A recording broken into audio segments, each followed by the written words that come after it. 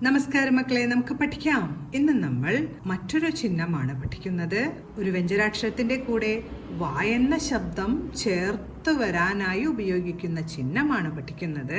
നമുക്കെല്ലാം അറിയാം, ഇതാണ് വ എന്ന അക്ഷരം. വ എന്ന് വരയ്ക്കുമ്പോൾ ആദ്യം റ വരച്ച ശേഷം എൽ എന്ന ഇംഗ്ലീഷ് അക്ഷരം തിരിച്ചിട്ട പോലെ ഒരു ഭാഗം കൂടെയുണ്ട് വാക്യം, അല്ലെ? ഈ ഒരു ഭാഗം തന്നെയാണ് നമ്മൾ ഒരു വ്യഞ്ജനാക്ഷരത്തിന്റെ കൂടെ വ എന്ന ശബ്ദം ചേർത്ത് വരാനായി ചേർക്കേണ്ടത്.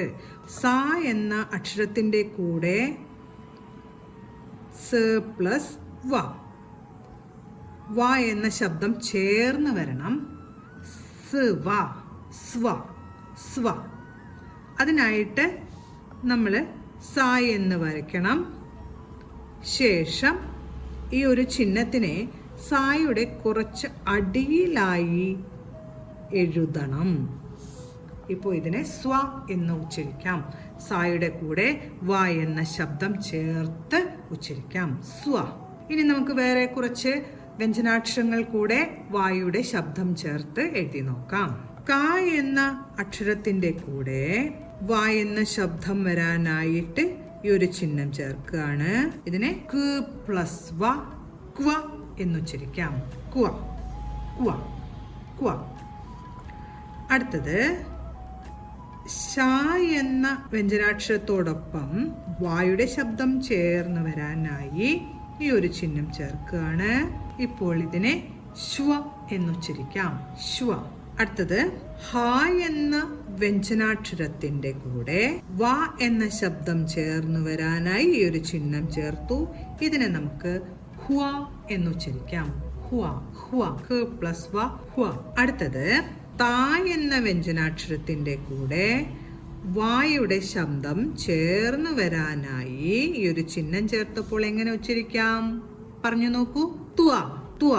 ഇനി ക്വ എന്ന അക്ഷരത്തിന്റെ കൂടെ ആ എന്ന സ്വരാക്ഷരത്തിന്റെ ശബ്ദം കൂടെ ചേർത്ത് വരണം. എങ്ങനെ എഴുതാം?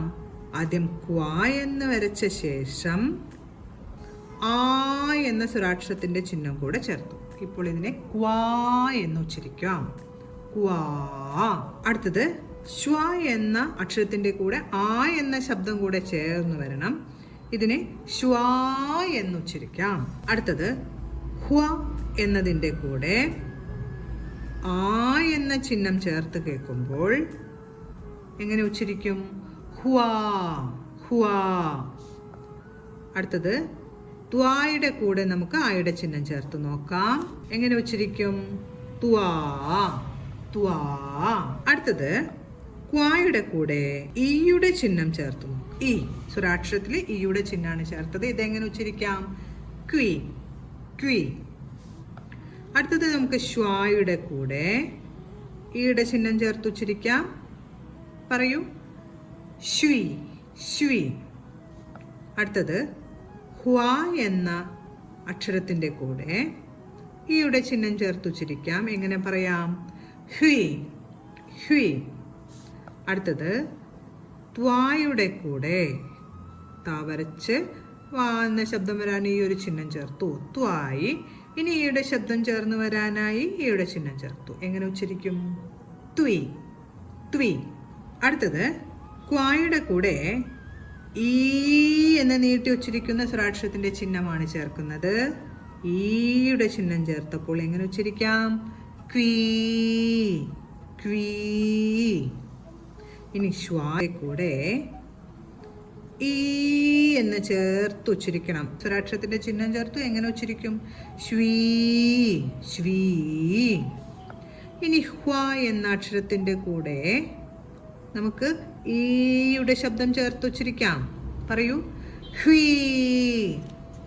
ഹ്വീ. അടുത്തത് ത്വ എന്ന അക്ഷരത്തിനോടൊപ്പം ഈ എന്ന ശബ്ദം കൂടെ വരാനായിട്ട് ഈ ഒരു ചിഹ്നം ചേർത്തു. എങ്ങനെ ഉച്ചരിക്കും? ത്വീ, ത്വീ. ഇത്രയും സ്വരാക്ഷരങ്ങളുടെ ചിഹ്നങ്ങളാണ് അധികവും ഈ വ എന്ന ശബ്ദം വരുന്ന വ്യഞ്ജനാക്ഷരത്തോടു കൂടെ ചേർന്ന് വരാറുള്ളത്. ഐയുടെ ചിഹ്നം കൂടെ ചില വാക്കുകളിൽ ചേർന്ന് വരാറുണ്ട്. അതുകൂടെ എങ്ങനെ എഴുതാമെന്ന് നമുക്ക് നോക്കാം. ക്വൈ എന്നാണ് എഴുതാൻ പോകുന്നത്. ഒരക്ഷരത്തിനോടൊപ്പം ഐയുടെ ശബ്ദം വരാനായി നമുക്ക് ആദ്യം തന്നെ ഐയുടെ ചിഹ്നമാണ് വരയ്ക്കേണ്ടത്.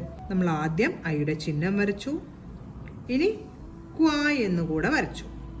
ക്വൈ, ക്വ പ്ലസ് ഐ, ക്വൈ.